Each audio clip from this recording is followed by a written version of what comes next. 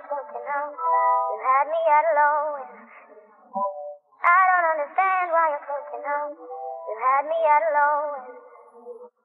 I don't understand why you're thinking of.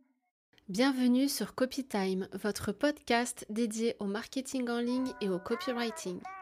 Je suis Safia, copywriter professionnelle depuis 2019 et j'aide les entrepreneurs du web à vendre plus sans trahir leurs valeurs grâce aux techniques de persuasion.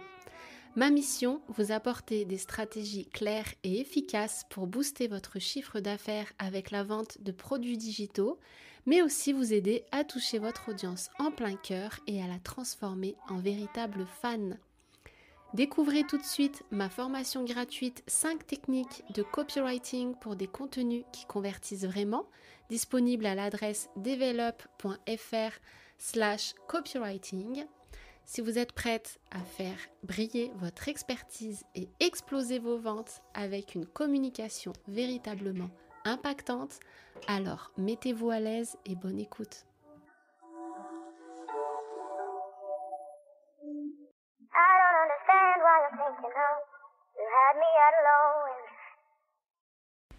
Est-ce qu'il t'est déjà arrivé de penser qu'il y a trop de concurrents sur ton marché et du coup de douter de ta réussite parce que tu te dis que ça sera beaucoup trop difficile de te faire une place ? C'est vrai que plus le temps passe, plus il y a du monde qui tente de percer sur Internet. Mais est-ce que ça veut dire que ça ne vaut pas la peine d'essayer ? Sûrement pas. Aujourd'hui, je vais justement te partager 5 lois tirées du livre Les 22 lois immuables du marketing de Hal Rice et Jack Trout. Ces 5 lois vont justement t'aider à te positionner sur ton marché de sorte à te démarquer et à te faire une place, si possible, parmi les premiers. Alors on commence tout de suite avec la première loi qui est la loi du leadership. La loi du leadership dit qu'il faut être le premier sur le marché pour devenir le premier dans la tête des consommateurs. Ça veut dire quoi ? Ça veut dire qu'une marque qui sera première sur le marché va réussir à se maintenir première dans le temps, tout simplement parce qu'elle s'est positionnée en premier dans l'esprit des consommateurs. Et c'est ce qui va lui permettre finalement de devenir, au bout d'un certain temps, presque un nom générique. C'est ce qu'on a vu par exemple avec Coca-Cola. Maintenant, on ne dit plus « je veux un soda », on dit « je veux un Coca ». C'est ce qui s'est passé aussi avec la marque Kleenex, qui est devenue un nom générique. On ne dit plus « je veux un mouchoir », je veux un Kleenex, c'est devenu tout à fait normal. Pareil avec la marque Sopalin ou la marque Velcro. Ce qu'il faut retenir en fait de cette loi, c'est que le marketing est une bataille de perception et non pas une bataille de produit. Les gens se fichent qu'on soit le meilleur, qu'on ait la meilleure qualité. Ce qui est plus important, c'est qu'on soit les premiers à arriver sur notre marché. Ça signifie quoi concrètement pour toi ? Eh bien qu'il ne faut surtout pas perdre de temps à attendre que tu aies suffisamment de diplômes, suffisamment d'expérience, que tu aies suivi toutes les formations qui te semblent nécessaires avant de te lancer. Si tu parviens à être la première en fait sur ton marché, tu auras un avantage décisif simplement parce que tu étais la première. Donc pense bien à cette loi, elle est très importante. Si tu as la chance de pouvoir te positionner première sur ton marché, tu auras un avantage concurrentiel énorme. La deuxième loi dont je voudrais te parler et qui est tirée de ce livre, c'est la loi de la catégorie.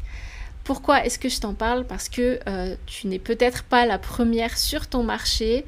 C'est beaucoup plus difficile maintenant d'être le premier sur un marché. Et du coup, cette loi, elle va nous aider puisqu'elle va nous permettre de nous faire quand même une place, même si on n'est pas première sur notre marché. Comment ?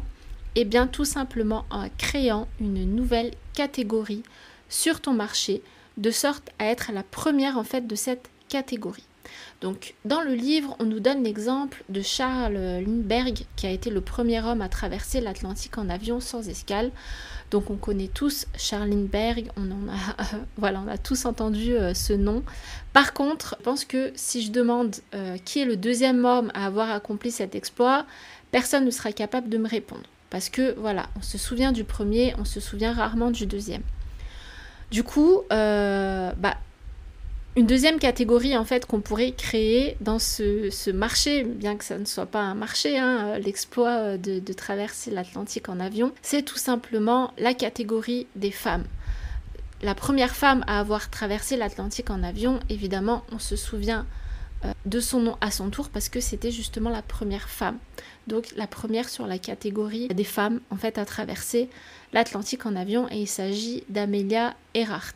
Ce qu'il faut retenir en fait de cette loi, c'est que les prospects sur un marché sont souvent sur la défensive lorsqu'on leur parle d'un produit. Ils se fichent souvent de savoir si notre produit est meilleur ou quel bénéfice ce produit va pouvoir leur apporter. Par contre, ils ont l'esprit beaucoup plus ouvert dès qu'on leur parle de nouveautés. C'est pour ça que la loi de la catégorie va pouvoir t'aider, parce que si tu arrives à créer une nouvelle catégorie, eh bien, tu vas pouvoir tout simplement te faire une place beaucoup plus facilement dans l'esprit des consommateurs qui sont sur ton marché. Donc, comment est-ce que tu peux faire ça ? Tout simplement en te posant cette question. Je suis la première à faire quoi ? Ou je suis la première à faire telle chose pour qui ? Voilà. Ça peut être pour une cible en particulier, ça peut être résoudre un problème avec une méthode en particulier, tout ce qui peut t'aider à créer une nouvelle catégorie sur ton marché. Prends l'exemple du domaine des formations, puisque c'est un domaine que je connais bien, et j'ai vu passer une story récemment, donc ça me donne une petite idée. Pour te donner un exemple plus concret, admettons que tu es formatrice et que tu aides en fait les femmes à devenir community manager, donc pour devenir indépendante.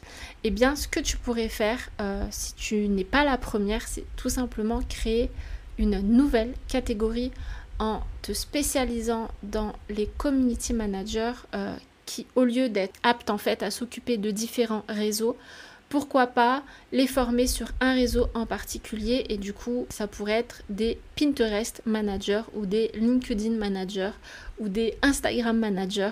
Mais voilà, choisir une catégorie en particulier pour être en fait la première à former ce type de personnes. Troisième loi dont je voulais te parler, c'est la loi de l'esprit qui dit qu'en fait il vaut mieux être le premier dans l'esprit que le premier sur le marché. Donc, comme tu le vois, même si tu n'es pas première sur ton marché, tout n'est pas perdu. Si tu arrives à te frayer un chemin pour être la première dans l'esprit de tes prospects, des consommateurs, eh bien, tu auras réussi ton objectif. Comment est-ce que tu vas pouvoir faire ça ? En fait, ce qu'il faut comprendre, c'est que une fois que le prospect s'est fait une idée sur une marque ou sur un produit, il est presque impossible de lui faire changer d'avis. Donc ça ne sert à rien d'essayer de l'éduquer, d'essayer de lui faire changer d'avis. La seule façon de détrôner la marque qui est numéro 1 sur le marché, c'est de se frayer en fait un chemin dans l'esprit du consommateur et trouver en fait une façon unique et qui se démarque de la concurrence, quelque chose qui va complètement à contre-courant de ce qui se fait habituellement pour réussir à devenir le premier ou la première dans son esprit. Donc là par exemple dans le livre on nous parle d'Apple qui n'était pas du tout les premiers sur le marché de l'informatique, mais ils ont su imposer l'idée que leur ordinateur était beaucoup plus simple et facile d'utilisation, tout simplement parce que leur nom était aussi plus simple et plus facile à retenir. Quand d'autres marques avaient des modèles au nom incompréhensible et qu'il était quasiment impossible de mémoriser, comme le MITS Altair 8800, le RadioShark TRS 80, enfin des noms qui ne voulaient strictement rien dire avec des numéros assez compliqués à retenir. Eh bien, eux, ils sont venus avec des appareils, avec des noms très simples. La marque en elle-même aussi est très simple à retenir. Du coup, c'est ce qui leur a permis de rentrer dans l'esprit du consommateur et de se frayer un chemin parmi la concurrence pour devenir finalement premier. Enfin, la dernière loi dont je voulais te parler, c'est la loi du focus, qui dit qu'une marque peut devenir en fait incroyablement successful si elle réussit à détenir un mot dans l'esprit du prospect. Donc comme tu le vois depuis le début, je te parle de l'esprit du prospect. En fait, tu te rends compte que le marketing, c'est vraiment une histoire de perception. plus qu'une histoire de qualité supérieure de ton produit. C'est comment est-ce que les consommateurs perçoivent ta marque et tes produits. La perception est en fait beaucoup plus importante que les faits. Donc n'oublie pas ce principe-là, c'est vraiment un principe très important qui va te permettre du coup de te frayer un chemin et peut-être d'arriver parmi les premiers dans ton marché. Donc cette loi du focus dit que le leader est celui qui détient le mot qui représente une catégorie. Ça veut dire que tu peux choisir un mot qui va définir en fait l'essence de ta marque pour faire en sorte que les gens associent ta marque à ce mot-là et du coup être beaucoup plus mémorable et réussir à te placer sur le marché de sorte à ce qu'on se souvienne de toi. Donc ces mots peuvent être un bénéfice, ça peut être également un service en particulier ou ça peut être également une audience. Donc parmi les exemples qui nous sont donnés dans le livre, on a donc les bénéfices. Si je te dis peau douce, peut-être que tu vas penser à la marque Dove. Si je te parle de livraison à domicile, peut-être que tu penseras à Domino's Pizza. Si je te parle de fans de sport extrême, peut-être que tu penseras à la marque Red Bull. Donc tu vois, chaque marque a choisi d'être représentée par un mot en particulier, un mot qui va rester dans l'esprit des consommateurs et un mot qui restera finalement indéfiniment comme le mot qui caractérise la marque. Donc c'est à toi de trouver ce focus, c'est à toi de trouver ce mot qui caractérise ta marque, parce que si tu arrives à trouver ce mot, cet avantage, ce message vraiment dans son essence la plus simple, donc vraiment à être focus en fait sur un seul détail, un seul avantage, un seul bénéfice, un seul mot en fait qui caractérise ta marque, eh bien ta marque sera beaucoup plus forte et beaucoup plus mémorable dans l'esprit des consommateurs. Dernière loi dont je voulais te parler, c'est la loi des opposés. Si tu n'es pas première, mais que tu vises la deuxième place sur ton marché, alors la meilleure stratégie à mettre en place sera déterminée par le leader. Ça veut dire quoi? Ça veut dire que la meilleure façon de parvenir à ton objectif, de te faire une place sur le marché, sera de te servir de la force du premier, du leader, pour en faire une faiblesse. Un peu comme au karaté où tu vas te servir de la force de ton opposant pour l'amener au sol, et bien là c'est exactement la même chose. Tu dois découvrir l'essence du leader, ce qui caractérise le leader dans l'esprit des consommateurs, et te présenter au prospect avec exactement le message contraire. Autrement dit, si tu ne peux pas être la première sur ton marché, ça ne sert à rien d'essayer d'être la meilleure ou de te positionner sur le même niveau que ton concurrent qui est leader. Ce que tu dois faire, c'est te positionner comme l'alternative, comme l'acteur en fait qui est totalement différent du numéro 1. En te positionnant contre le leader, tout ce que tu feras en fait, c'est anéantir toutes tes chances de devenir le nouveau numéro 1. Donc, ce que tu dois faire, c'est vraiment te positionner comme l'alternative, le challenger. Et ça nécessite, comme je te disais, de te concentrer sur une faiblesse en fait du numéro 1 que tes prospects reconnaissent d'emblée. Ils le savent, c'est déjà dans leur esprit. Tu n'as pas besoin de venir les convaincre que le numéro 1 a cette faiblesse, de sorte à ce que ça devienne vraiment évident que toi, tu es l'alternative, que tu es complètement différent. Donc, je t'ai pris l'exemple de McDonald's en France. Donc, McDonald's en France, leur slogan, c'est « Venez comme vous êtes ». Quick n'a pas choisi de se positionner comme meilleur que McDonald's, mais comme complètement différent. Leur slogan, c'est « Nous, c'est le goût ». Pourquoi? Quick ne pouvait pas se positionner premier sur le marché des fast-food en France.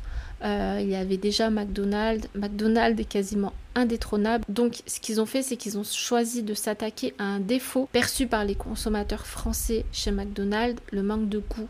Et c'est pour ça qu'ils ont choisi le slogan « Nous, c'est le goût ». Avec ce slogan, ils se sont positionnés comme la deuxième entreprise de fast-food la plus vendue sur le marché français. Finalement, ce que nous disent les auteurs du livre Les 22 lois immuables du marketing, c'est que le marketing est souvent une bataille de légitimité. La première marque arrivée sur le marché peut facilement raconter à tout le monde que ses compétiteurs sont illégitimes. C'est pour ça que ça ne sert à rien pour le numéro 2 d'essayer en fait de se positionner égal en fait, à la marque numéro 1. Ce qu'il faut faire, c'est vraiment s'attaquer de front au numéro 1, ne pas être timide dans sa stratégie de communication, de sorte à être visible et à faire un pied de nez à la marque numéro 1. Donc là, j'ai trouvé l'exemple de Burger King, qui est le deuxième sur le marché des fast-food aux États-Unis. Et Burger King ont très bien joué leur rôle puisqu'ils se sont attaqués souvent férocement à McDonald's à travers leurs différentes campagnes, et c'est ce qui leur a justement permis de se placer en tant que deuxième. J'ai trouvé l'exemple d'une campagne récente où Burger King proposait à leurs utilisateurs de commander donc sur une application et de se faire livrer directement à domicile. Et ce qu'ils ont fait, c'est qu'ils ont profité de cette campagne pour taquiner subtilement leurs concurrents McDonald's et KFC avec des panneaux publicitaires dont certains éléments évoquaient en fait leurs concurrents d'une manière indirecte. Donc sur une première affiche qui évoque McDonald's, on voit donc des teintes jaunes et rouges, on voit des chaussures de clown devant la porte et on reconnaît aussi l'emblématique cornet de frites de McDonald's à travers le porte-parapluie. Et dans la seconde affiche, on découvre la canne du colonel Sanders de KFC appuyée sur la porte avec des pots de fleurs qui font écho au seau de tenders en fait de KFC.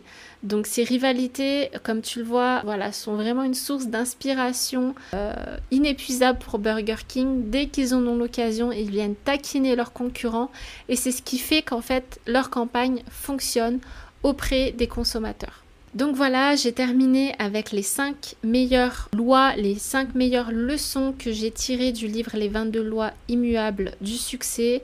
Ce que je retiens de ce livre, qui est pour moi un des fondamentaux à étudier quand on s'intéresse au marketing, c'est que tout est vraiment une question de perception et que lorsqu'on n'est pas premier malheureusement sur un marché, il n'est jamais trop tard pour réussir à se positionner. Il faut simplement le faire de la bonne manière. Et par contre, si on a la chance de pouvoir arriver le premier sur un marché, eh bien, il ne faut pas trop attendre parce que la première place est vraiment une place de choix. Et une fois qu'on est le premier, c'est quasiment impossible de nous faire partir de cette position-là. Donc voilà, c'est tout pour moi. J'espère que cet épisode t'aura plu. N'hésite pas à le partager si tu penses qu'il peut être utile à quelqu'un que tu connais. Tu peux aussi me laisser un commentaire et une note sur Apple Podcast. Je te retrouve très vite pour un autre épisode. Merci d'avoir écouté cet épisode de Copy Time jusqu'au bout. Retrouvez toutes les ressources que j'ai mentionnées sur le site develop.fr.